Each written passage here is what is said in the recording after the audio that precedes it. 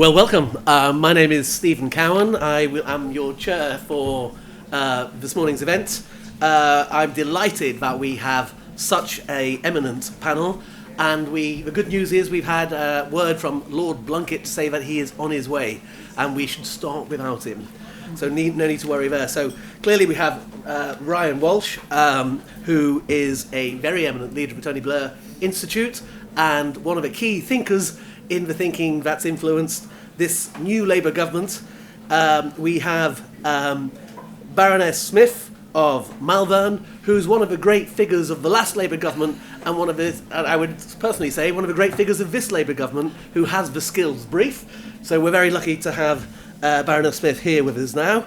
And we have, and I will introduce him before he arrives, Lord Blunkett, who is one of the people that made a huge difference the last time Labour was in here. And the big thing about being in government is the more you're in it, the more you know how to do it. And so it is wonderful that Lord Blunkett will be joining us. But I'm going to start with Jambu Palaniappan, who is a fantastic entrepreneur, who has an amazing CV, having worked with some of the best disruptor tech firms that have emerged over the last 15 years. He is now the chief executive, which he's been for a year, of Checkatrade, and he is our first speaker. So give it up for Jambu.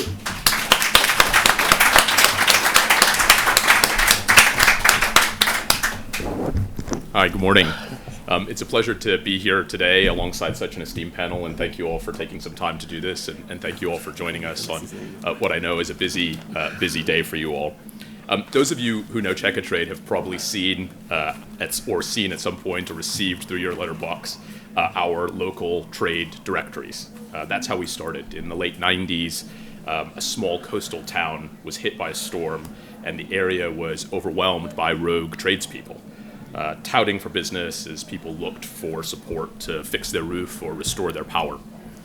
The light bulb moment for Checkatrade was to start vetting local trades and allowing people to pick quality trades and options that could deliver good, trusted work. Following 25 years of growth from that point, we now recommend over 100,000 quality tradespeople to British households in need of a fix or home improvement, with over £7 billion of work for SMEs being facilitated annually through the Checkatrade platform. From our paper-based beginnings and heritage a year into my role as CEO, I'm proud to lead a really fast-growing digital business that is not just connecting small businesses with consumers, but also empowering tradespeople with the tools to help transition into the digital and green economy. Those plumbers and electricians, roofers and fitters, builders and carpenters represent skilled tradespeople who are critical to delivering the government's plans for house building and growing and decarbonizing the economy. And ensuring that there are enough of them to meet those national missions is why we've commissioned vital new research and worked with SME4Labour to convene this event.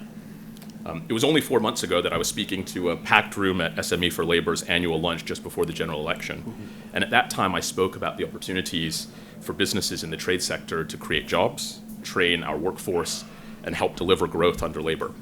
The government's housing and net zero targets and agendas offer huge opportunities to grow the economy. But what we've learned is that there is still a gap. Today, we've published a trade skills index. It's been covered by lots in the media this morning. And what it shows is that we're facing a chronic shortage. Without intervention, we're walking into a perfect storm of an aging workforce, growing demand, which means the sector needs to find 1.3 million new recruits and 350,000 apprentices in the next 10 years. In Liverpool, here alone, we will need 26,000 new tradespeople to support the local economy and maximize the growth opportunities of that transition. But telling you all that there's a skills shortage is not anything new. And the fact that the government's introduced Skills England in the first King's speech, and that they shows that they and the minister understand. So I want to talk about 3 specific issues that our research shows are causing that shortage and how we can work together to address them. The first is about retaining talent. The fastest way to fix the skills gap is to retain the brilliant talent we already have. 35% of people working in the construction sector are over the age of 50, and almost 3/5 plan to retire when they're 65, meaning the sector is facing an increasing cliff edge. The pandemic prompted many trades to retire early, meaning there are qualified tradespeople of working age we need to attract back into the workforce. This is something we are in active discussions with the Department of Work and Pensions about. At the other end of the age range, we see that only 1/3 of people who start apprenticeships actually go on to complete them. We need to understand both why that is and also how we can support businesses to reduce this drop-off rate. With accessible training, continuous career development, and support to run successful businesses, I'm convinced there's more we can do to retain that great workforce. The second big theme for us is about inspiring young people into the sector. We recently published an industry-first report into the concerning number of rogue trades, but this is far from reflective of the vast majority of tradespeople and the members that I'm here to represent. Hardworking plumbers and electricians and carpenters who built and started their own business are at the forefront of the UK's energy transition, helping to install technologies that will decarbonize homes across the country. Most of our members start out as apprentices or join an existing company before they go on to build their own companies and businesses, and that's a career path that many can be proud of. We believe in careers guidance and vocational opportunities is a vital part of that support, and we've provided over 500 schools with career toolkits to encourage under-16s to consider a role in the trade sector. We're also in talks with the Prince's Trust about how we can reach marginalized communities of young people who thrive in our industry, and recent research from Checkatrade suggests that the average weekly earnings in the construction sector surpasses the national average by 13%, one of the many reasons that young people should aspire to a career in the trades. I have the real great honor of speaking to members of Checkatrade every week, and what I'm always inspired by is the passion they have for the skills they have, and I think it's a fantastic opportunity for the sector to work with local authorities, colleges, training providers to inspire that next generation. The third area that I think is really important is around flexibility. As I was very kindly introduced, I spent my career building and backing early stage businesses and entrepreneurs, and anybody who's run a small business knows that it's challenging, and taking time out for a long training course can have a significant impact on your ability to continue to run the business. But nearly 1/3 of the jobs in our sector are going to require reskilling of some sort, and so giving SMEs the flexibility to invest in the training they need is really vital. Hiring an apprentice under the current system isn't always an affordable option, and yet demand for apprentices currently outstrips supply by 3 to 1. So we want to find a way to incentivize SMEs to take on apprentices, not put them off with bureaucracy or challenges of how to do that. And I'm delighted to have the Minister here today as we can explore how the new Growth and Skills Levy will support this. These are clearly not problems for the government to solve on their own. It demands collaboration between large businesses, small businesses, local government, schools, colleges, and training providers, and more. The UK is poised to be a leader in green energy, construction, and infrastructure.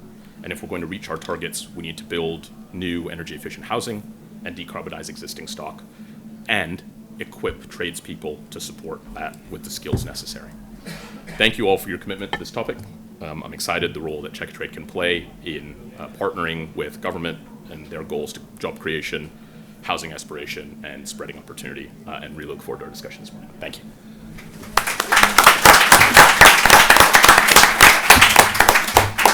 Well, thank you, Jambu. That's a fantastic introduction. And if you haven't seen this report, it is a very good and insightful read, and I would urge all of you to do it.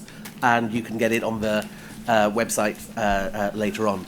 I would just set the scene by saying that 10 years ago, Fraser Nelson in The Spectator wrote a report that said when he looked at the GDP per capita figure, he thought Britain, if it was a member of the United States, would be the second poorest state. It caused a shock at the time to everybody, because that was not really the measure we had. But to be one state ahead of Mississippi was, I think, a rather sobering effect. Well, James Murdoch in the FT a year ago did more analysis on that, and took that if you took London and the South East out and looked at the rest of the UK, we would be much poorer than any other US state. I think that sets the scene for why this new Labour government has come in to set growth, and good growth that works not just for everyone across society, but across the country as a key thing. And skills are one of the most fundamental aspects of it. So we have a series of questions here, which I will hold until we welcome Lord Brunkett. Oh, sorry about that. Drowned rats. Hi, David. Got a chair just here, David. Which one? Hang on, I'm creating havoc. Which way?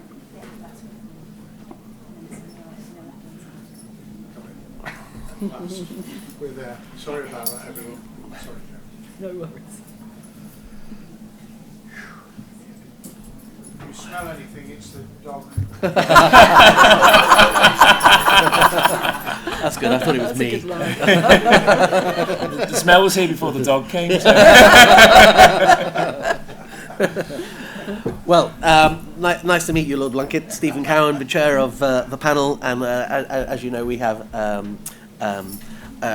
packed event today. We're going straight to questions on the challenge of delivering skills as an infrastructure piece for the UK economy, and doing it rapidly, having very usefully been set out by Jambu, who's the chief executive of Checkatrade. So can I just go to the first question? And the first question is, how can you balance national policy with local skills needs? How will Skills England work with local partners and businesses? And if you don't mind, I will ask the Minister. Thank you, Stephen. Well, first of all, David, I'm very pleased that you've arrived. David was my first boss in the DFE when I arrived there 25 years ago. So it is a massive honour to be to be with David and to be back in government in an area, as we've heard from Jambu, which is going to be so fundamental to delivering two of the key, well, in fact, all of the missions that this government has set itself, but particularly, as we'll be hearing from Rachel later, delivering on that challenge to grow the economy, and of course for the mission that we lead in the DFE for how we can provide opportunity for people throughout their lives. But equally, we're not going to build the houses that we need, we're not going to have the green transition that we need, we're not going to be able to bolster the NHS unless we are better at delivering skills than has been the case in this country up to this point. And I think it's a good question, because equally we're not going to be successful unless we can have some national coherence, and that's what we're trying to develop through Skills England, which obviously we've announced and we're starting to develop, where we can bring together providers, alongside trade unions, alongside employers, alongside local government, mayoral authorities. We can think and link in the government's industrial strategy, which will be fundamental for thinking about how we want the economy to develop. And we can use that infrastructure to identify what the skills of the future are going to be, where are the gaps, and to advise on, when we introduce further flexibilities, where the focus for support should be. But equally, even in England, we don't have a homogenous need for skills in different areas. Some of the best things that I've seen is where you've had a really strong regional lead, probably as a good, strong and effective college, a really engaged set of employers who've been able to identify at a local or regional level what are the things that are really going to make a difference for opportunities and growth in this region, and how can we work together in order to provide the skills to deliver that. So it's a fair question, and it's a sort of ongoing challenge to get in place both that national infrastructure and that regional and local flex that will enable us to really engage and to deliver the skills in the most effective way. And I can say we understand it's an issue and we have ideas about how to do it, but working in a collaborative way I think will be really important for ensuring that we're able to deliver that. Thank you, Jackie. And I'll pass over to Ryan on the same question. I mean, the trickiness of rolling out what seems to be a broken human infrastructure and doing it across the country, it's going to take quite a lot of clever governmental juggling. What's your insight on how we do that? Well, I think the answer lies in politics, actually. Right. And I think we have to see skills as the political project of our time. Yeah. Labour secured a majority of 174, which is an incredibly remarkable achievement in any election. When you look at Labour's coalition, it's a tricky one, right? And there's a new extreme coming in policy. And what I love about the remarks from Jambu and Checkatrade, and I have no relationship with Checkatrade whatsoever, but I was really struck about how you talk about entrepreneurs. And when you look at those entrepreneurs, they're often young men, white working class men, who, when you look electorally, they're the guys turning to reform. So we talk about skills as being key to the economic revival, but I also think it's key to the political revival of this country, and it runs right through everything that we do. And the reason why I think that matters in relation to this question is because if you have coming right from the top of government this commitment, this belief in reform and transforming skills, and it's tied to a vision of where the country could go, but it's also fighting some of the extremes that we start to see in politics. I think that just gives much more permission, actually, for innovation locally. And I tie in the missions here as well. I think the missions are a brilliant way of organising government, but one of the things that we have to elevate them to is not just missions for government, but missions for the country, where if you're a business, a small business in this room or outside of this room, you feel like you've got permission to take part in those. So when it comes to health, for example, you know what your contribution could be from a skills development perspective at a local level. And obviously there's a lot of technical solutions. I think so many of them are covered in the report, and I think the Minister's really taken to a brief for good reason, because she's part of one of the best governments that's ever led this country, so knows what she's doing. So the technical solutions are in play. But I would also say that we need to rethink funding on skills and make sure that it's accessible. And I also think bringing in the voice and the perspective of small businesses into the design of skills programmes is absolutely key. I mean, one of the reasons why the apprenticeship levy failed and is failing is because you look at who was around the table developing it. It was companies and organisations that can set up a skills programme with some readiness. You all know small business in this room. Stephen, you've got so many wonderful ones at Hammersmith and Fulham. It's a difficult thing to both run a business and develop the talents in your team and bring in together. And I think that insight is absolutely critical at a local and national level. That's fantastic. Now, there is a real challenge for SMEs, as touched upon in the report, because most of them are 1 or 2 person businesses, and most of them are missing out. And as Ryan touched upon, 90% of people going into the sort of trade industry are men and are white, over 90%. So it offers a unique challenge. Lord Blunkett, you fixed 2 departments, not just one, the Home Office and Education. You know what it's like to pick up a broken department and put it on the platform. How do we tackle this specific issue in your experience? Well, damn good question, and apologies again for being late. I mean, Jackie, you're one of the most experienced ministers in the new government, which is a massive plus in terms of trying to navigate and sort out what needs to be done at sufficient speed to build up some momentum, but in a way that has some coherence and can be carried forward. In the document that we produced 2 years ago, God, it seems like yesterday, we did have a whole section on SMEs, and the starting point was, what do you need? What is it that those starting up businesses, those who have been able to scale up sufficiently, what do you need from government nationally and locally? What do you need from other public services in terms of contracting, tendering processes, which are usually geared to the very large companies and often exclude those who have got a real niche and could deliver much more cheaply? Because what happens with some of the big companies in the country is they get a contract and then they top slice the money, and then they take on the small and medium sized, whether it's in public service or wider enterprise, and therefore we lose out. I used to call it the Soviet warehousing system, where in the end there was no money left for anybody to actually do anything, and everybody had top sliced it. So there are some really good examples of where SMEs have been able to coalesce and support each other.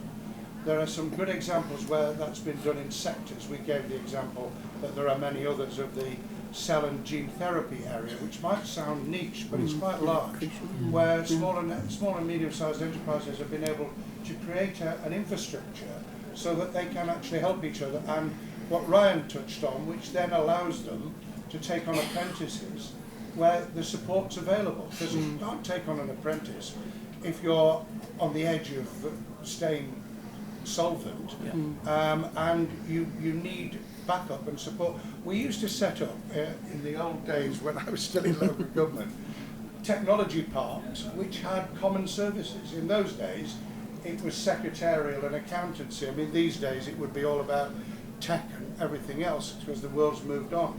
But that kind of concept can actually make a difference, I think, to encouraging SMEs and take the fear out of it for people who would otherwise not have a go. And by the way, there are lots of small enterprises being run by those from minority ethnic backgrounds, but they don't count themselves as small businesses, but they are. Yeah, I think that's absolutely right. SMEs are time and resource poor, and also you combine that, there's a very high dropout of apprenticeship completion rates. Jambu, looking at from the other end of the telescope as a business person who supports SMEs, what would be the 2 or 3 things you would like to see happen that I know you've got a report, but you think would genuinely try and help a small business person take on an apprentice and keep them? Like the panel said, I think the feedback that we get from our trade members is really around 2 things.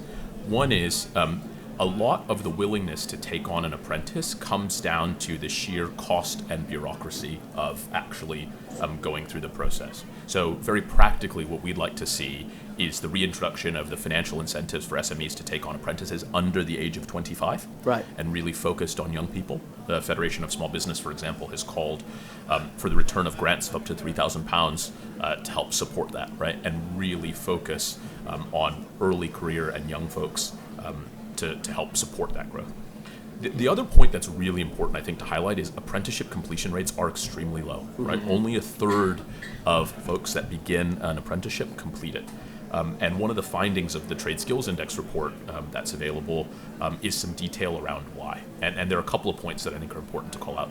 The first is, can we do a better job of actually recruiting and matching apprentices into roles with the right expectations and a good fit between the individual and the company? Can we support, as Lord Plunkett said, with shared services for these small businesses so that they actually can take away some of the admin of going through this process? Talked about enhanced mentoring and support of individuals who are going through the process so that they can grow in the role and get valuable feedback along the way. Financial incentive is important, right? Can they afford to make the commitment? And one of the areas we're exploring is, while someone is going through training for an apprenticeship in a skill that requires a longer training time, like plumbing, gas, or electrics, can they actually earn on the side as a handyman, for example, in a skill that is a lower barrier to entry? And then the last is more flexibility around working and learning arrangements to reflect an increasingly diverse pool of apprenticeship applicants. So I think those are some practical things that we've heard and would like to see. Okay. Well, before I move to the audience, we have a 50-minute deadline. There's the wider issue, which is the economy is changing quicker than it's ever changed before. Yeah. New industries are emerging all the time, and that's going to create both challenges and opportunities for any country or indeed people in the workforce.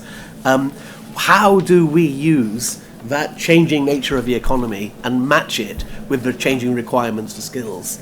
Lord Plunkett. Well, I mentioned earlier, we've got to facilitate the change by helping small and medium-sized enterprises take advantage of the kind of technology that everybody talks about that isn't always available or usable, or people have not been trained to be able to handle it. And I'd never forget when Jackie will remember when we first came into government in '97 and at the Department for Education and Employment, we put a lot of money into schools and colleges for what was early tech, but nobody got trained to use it. I used to go into what were then the former polytechnics and into schools and colleges and find that the stuff was still in the boxes. So we've got to be able to facilitate not just the equipment and the capital to be able to buy it, but actually the ability to use it. So training schemes for small and medium-sized enterprises that is modular, so that you've got the bites that people need rather than you've got to go on a course that we've already set up.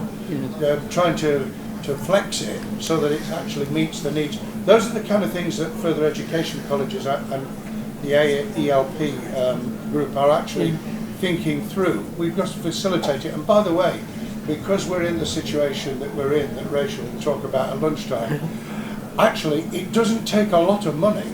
I mean, the Treasury are pretty bad at releasing small amounts of money rather than thinking about how they can... Sorry, I shouldn't say.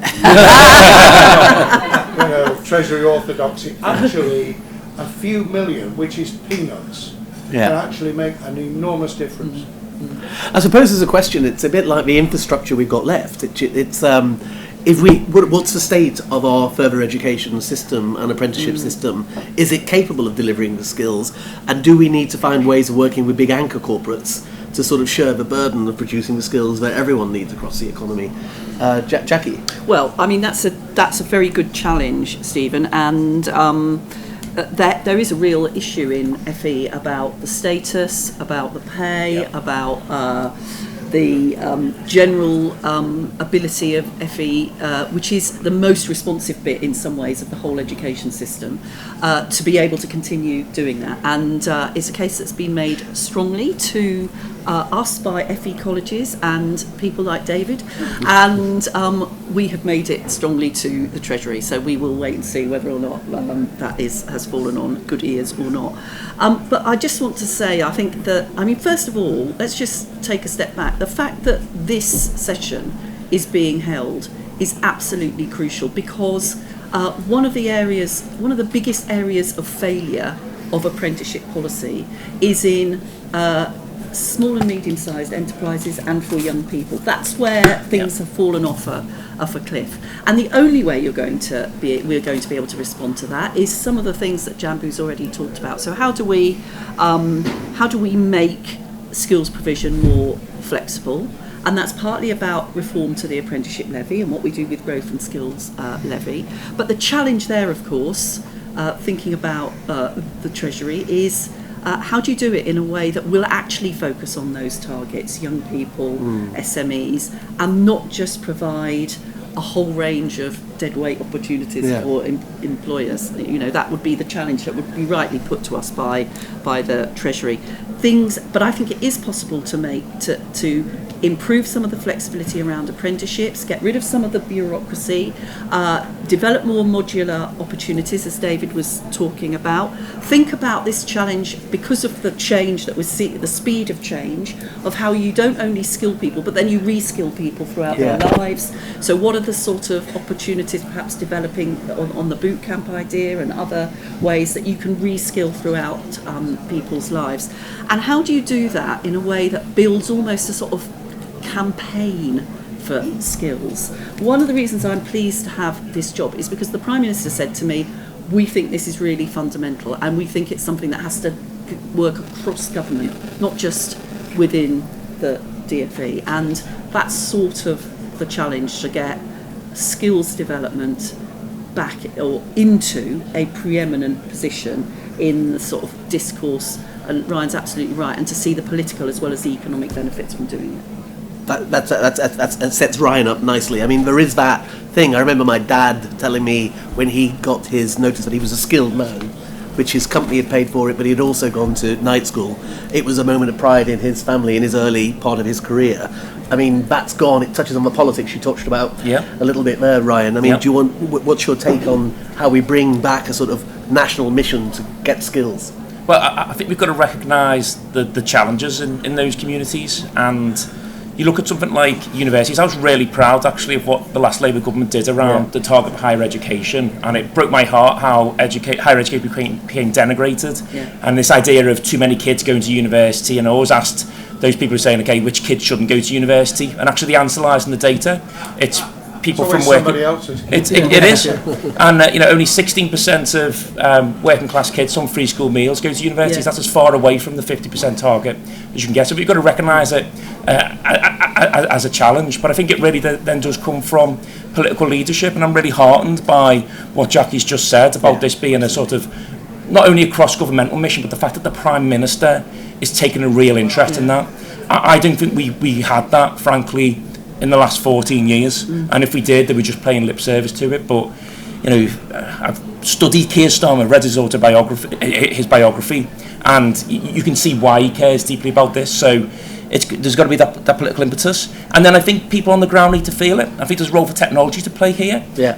I don't know why my wife is still married to me, because I get really excited about data. And there's a huge role to play, data right across government, people taking ownership of their data.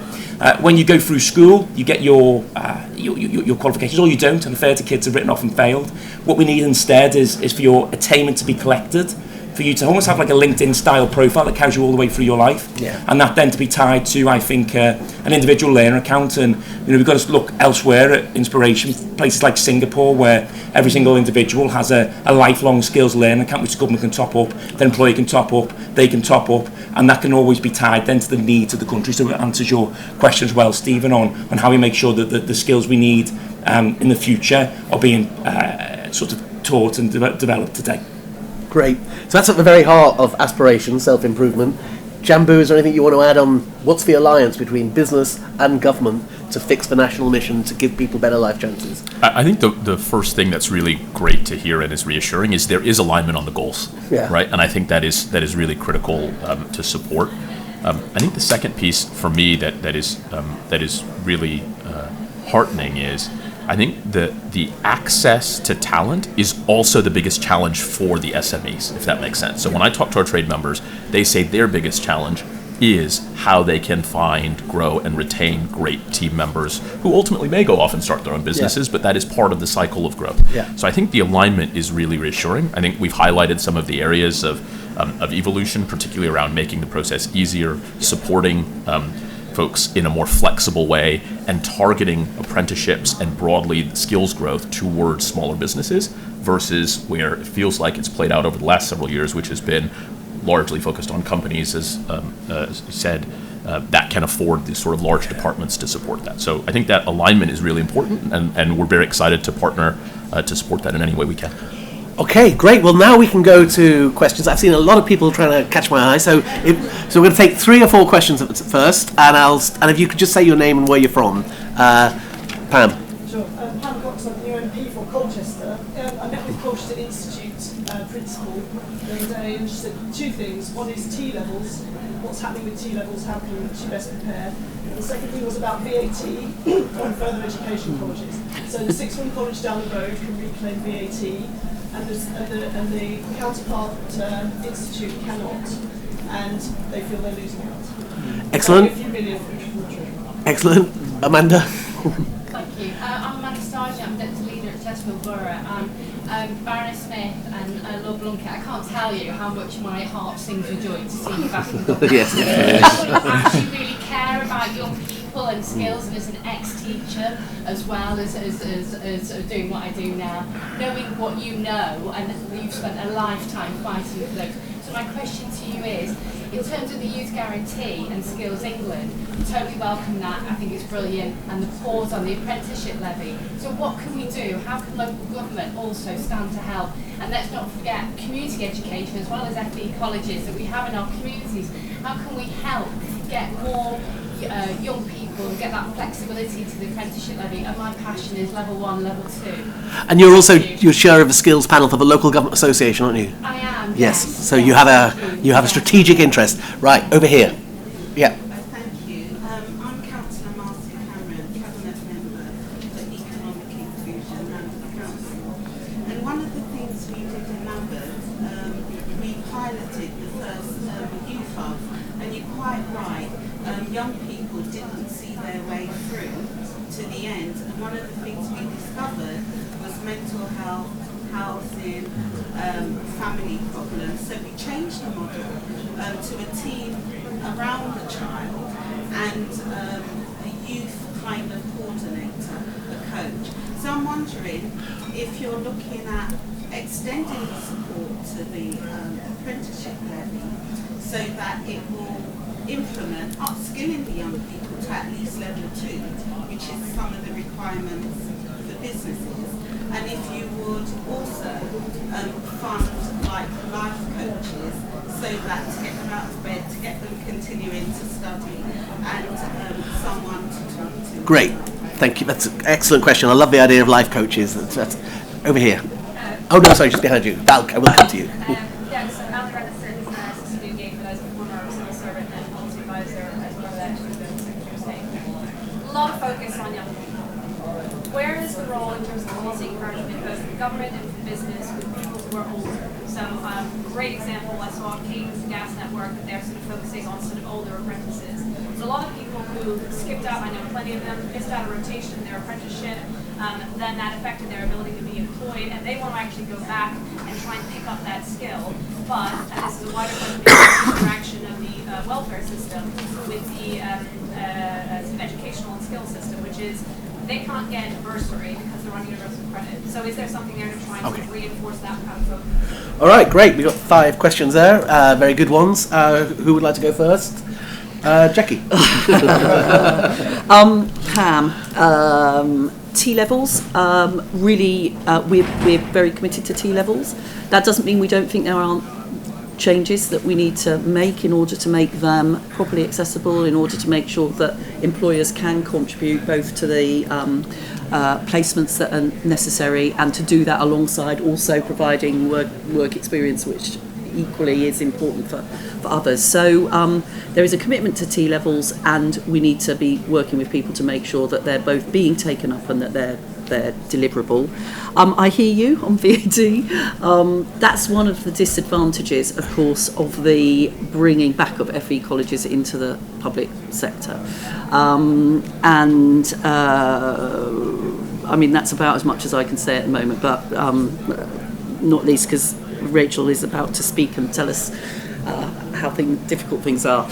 On the point about local government, isn't there a massive contribution that local government can play in working, on all of the skills work, on making the links, catalysing some of the links between education and employers at that local and regional level, that, as I said, I think in response to the first question, will be absolutely fundamental for making sure that we have national direction and infrastructure and local and regional flexibility and responsiveness to be able to deliver. And on the youth guarantee, I think it will be possible to have some really interesting pathfinder approaches to how the youth guarantee is delivered at a local level. And in terms of devolution and responsibility, that's what quite a lot of people have been saying to us, and I'm really keen that we find a way to deliver that. Marcia, really important to say how you provide both skills and, in fact, all other education post-19 in a way that fits with the challenges of people's lives is fundamental. Both how you work, have you got family responsibilities, but also, as we know in both FE and HE, the mental health challenges that have grown over recent years, and what support needs to be in place in order to help people to develop is really, really crucial. And I also like the life coaches idea. This is, and I think anything that we can find that recognises the need not just to start people, but to enable them to continue, whether or not that's in an apprenticeship or in HE or whatever, that really, really important. And then the point about older people, we will, young people and SMEs is a gap, and we are going to have to think about how we refocus onto them.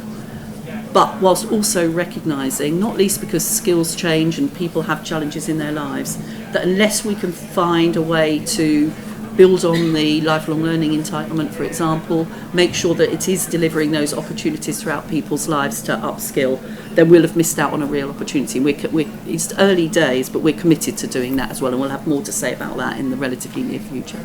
Excellent. Lord Blunkett. Very quickly, on the issue that the councillor from Chesterfield has raised, I mean, you've now got an elected East Midlands Mayor, Claire Ward, who used to be in Parliament. We knew her well. I think that the combined authority and the elected mayors, where they exist, can actually play a really crucial role in coordinating, because local authorities can't do this on their own. It's quite hard to get local authorities to work together. I mean, we've had a bellyful of it in South Yorkshire, which is just over the border, and I think collaboration and learning from each other and being able to set things up that are cross-border is really crucial, and cross-border between elected mayors. I mean, why shouldn't West Yorkshire, North Yorkshire, South Yorkshire and the East Midlands Mayor join up in doing things that right across the east of the Pennines matches what is being done in Greater Manchester or here in Merseyside, both of whom have done some fantastic stuff that we can learn from quickly, scale it up. You talked about, Jackie, the idea of pathfinders for the 18, 21-year-olds. Let's get some of those up and running really quickly, and then we can replicate what works. We're very poor in Britain at actually scaling up what worked, and then we come back to it years later. Yeah. I'm hearing all kinds of things that we were talking about in the 1980s. You know, and we've got to do it again. The problem with the investment for older workers, which is absolutely crucial, if we're not to lose, there's a round table with Alan Milburn at lunchtime, which I'm about to go to, which is on the back of his report about what he's finding in Barnsley, about getting people back into work. It was focused on young people, but it applies equally to the over 50s, who are quite young as far as I'm concerned. I'm in favour of getting older people back into work, David. Absolutely right. Completely, Jackie. But the problem has been with the levy that big firms have used it for management training, rather than for getting people back in for progression within work.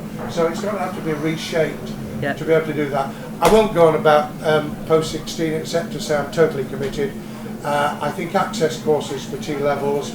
I think the same challenge that small and medium-sized enterprises have with apprenticeships applies to the 45 days of T-level experience. We've got to support them if they're going to do it.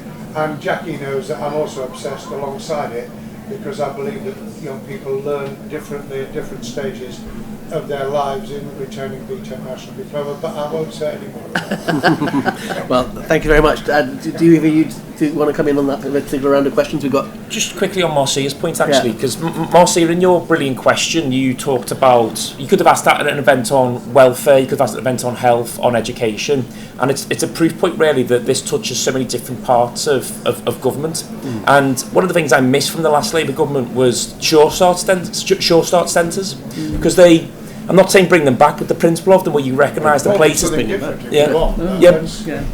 the places where people go to, recognise the importance of that and bring all the services they need. And I think we've got to ask ourselves, first of all, we've got to identify the physical spaces people go to, but also the digital spaces, and ask ourselves, you know, what is a college in the 21st century, what is a school, what is a job centre, and there's a role that they can play in bringing some of the services that you talk to people, and also thinking about that in a digital space as well, particularly for young people where their interactions may not be in physical areas but digital, and making sure that they've got access to those services as well. I think it's really important.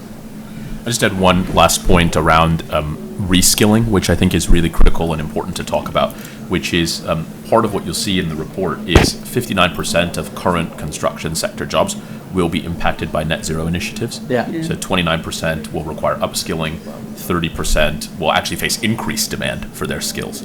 And so supporting workers, whether that's older workers or younger workers, around reskilling, we think is really critical for achieving the net zero goals, but also in supporting businesses with that evolution. So that reskilling piece, I think, is actually just as critical to bringing support to this increasingly larger skills gap. And the sad thing on construction is that there are a lot of workers who have not, I mean, really, really bad, have not got level 2, so they can't even get a green card, never mind transformation of AI. Absolutely. Well, look, we've got 5 minutes, so I've got maybe 2 or 3 questions. There's a very patient person on the front row here, another one there, and just the person behind you there. So we'll take those 3 questions, but keep them tight, please. Well, thank you. Rachel Anderson, North East Chamber of Commerce. I'm project lead for 2 local skills improvement funds. So we've talked to a lot of SMEs, and I'm also a governor of 2 colleges.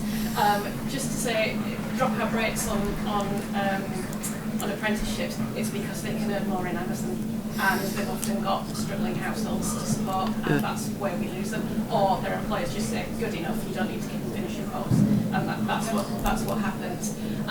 So anything that we can do around the struggling household. Second thing is, if we can overtrain in industry.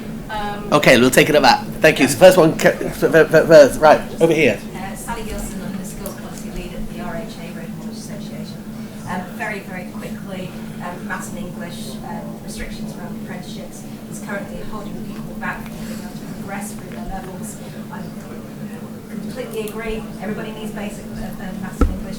It should not stop you. That's a point Amanda made last night. That's the reason people are dropping out, Amanda asserted. And then over here. Corinne Pearson, President of the Association of Colleges. I won't speak the AHA or something. What I will say is we've heard about the complexity of skills, whether we're talking about national priorities, regional, local priorities, age groups, 16 to 18, adults, and different sector needs. I think hearing Minister you talking about the skills role across the missions and also the role of Skills England, I suppose how can we all support Skills England really to be successful? Because I think we've got Okay, all right, that's a question. opportunity. Thank you very much. Right, start off with Lord Blunkett. Apprenticeship wage is part of the solution. Modular, which we talked about earlier, is part of when people completed part of the course, they don't just lose the lot, but can see that they can pick it up again later. Might be part of it. On the issue of maths, well, Jackie and Bridget Phillipson have set up a review of the curriculum under Becky Francis. I think she'll do a great job at looking at how you can avoid the 200,000 youngsters retaking GCSE maths, sometimes 2 or 3 times. Einstein said, if you do the same thing over and over again, you expect a different outcome. It's a definition of madness. And that's what we're doing. Great, thank you very much. Minister. Also on English and maths, I think once you get over 19, there is probably even more that we can do more quickly, and we will try and do that. On the point about Skills England, we have announced it, and now we've got to make it work. And there will be a whole period of engagement, a lot of work to be done. And thank you for the offer. Certainly, Richard Pennycook, the chair, is going to be bringing people together to ensure that it's a success. Ryan? Yeah, very quickly on the Amazon point, I think that's spot on, and I think we just have to be realistic about this, that people need to earn a wage and support their families, and they'll go for pay where it's available. So we have to feed that into our policy making and work with the likes of Amazon, and this is where the political point comes in. Amazon should feel intense pressure to be upskilling and creating time and space amongst their workforce to engage with skills. And then just on maths and English, we need to rethink how it's taught, and this is an education question, but I think AI presents a huge opportunity to really personalise learning, not to replace teachers, but actually to complement them in what can be quite challenging classrooms, and make sure that every individual, each who's brilliant in their own right, is able to engage in maths and English in a way that they currently can't. Yeah, I would just say on the Amazon point specifically, I think what we've seen is there is an opportunity while people are going through, whether it's apprenticeships or more structured training programs, to help them augment their earnings with platforms like Checkatrade. So that's an area we're really focused on. See if we can help folks with more flexibility in terms of earnings so that they can continue to pursue the path towards actually starting and building those businesses versus having to resort to alternatives. Well, thank you very much. I mean, this is clearly a conversation that will run and run. I would simply say, all politicians talk about the word hope. And that word, galvanizes people. But when you look at it in an individual's personal life, it means, is next year going to be better than this? Am I going to have more skills, more capable of competing? And that challenge in a globalized economy gets more and more. If any of us were lucky to work for a major blue chip company that took our staff seriously, like Unilever, like many of the other big companies, they would train us, give us life mentors, put lots of amounts of money into us, and they would consider it an investment. Yeah. This government, I know, considers investing in our people a priority. It's a national mission. It's not just infrastructure, it's the very nature of changing our politics and changing the whole trajectory of our society. And that's why I think it is a debate that all of you fed into wonderfully with your questions. Thank you so much for taking part. If you didn't get to ask a question, then there'll be plenty of other opportunities, and have a great conference. Can I just thank my panel, Jambu, Ryan, Jackie, and Lord Blunkett, and David.